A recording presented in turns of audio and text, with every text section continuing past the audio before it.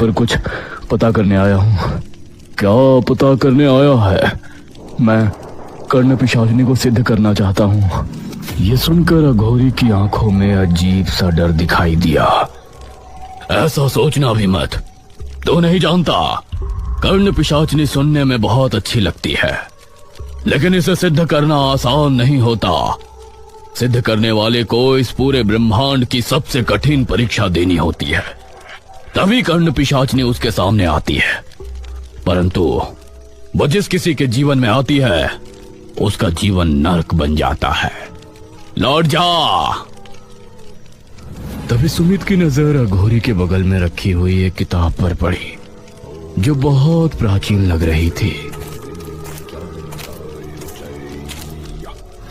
सुमित ने तुरंत वो किताब उठा ली। मेरी किताब वापस कर।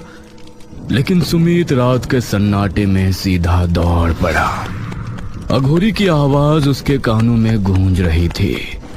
किताब वापस कर दे मूर्ख, तू नहीं जानता कर्ण पिशाचिनी कितनी खतरनाक होती है।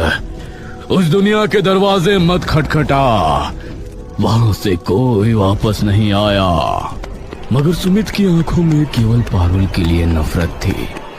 वो अपनी कार में बैठा और सीधा अपने घर लौट आया।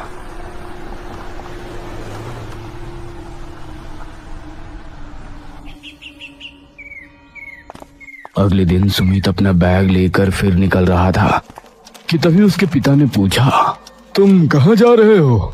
डैडी, एग्जाम नजदीक है और मैं यहाँ पढ़ाई पर ध्यान नहीं लगा पा रहा हूँ। मैं अपने पुराने बंगले में कुछ दिन रहूंगा। इतना कहकर सुमित अपने पुराने बंगले की ओर चला गया।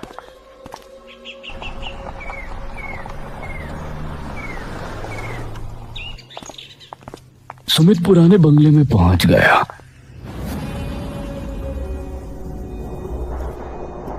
उसके हाथ में एक प्राचीन किताब थी। वो धीरे धीरे उसे खोलकर पढ़ने लगा। पन्नों पर लिखे शब्दों को वो ध्यान से समझने की कोशिश करने लगा। कुछ ही देर में सब कुछ उसके लिए स्पष्ट हो गया।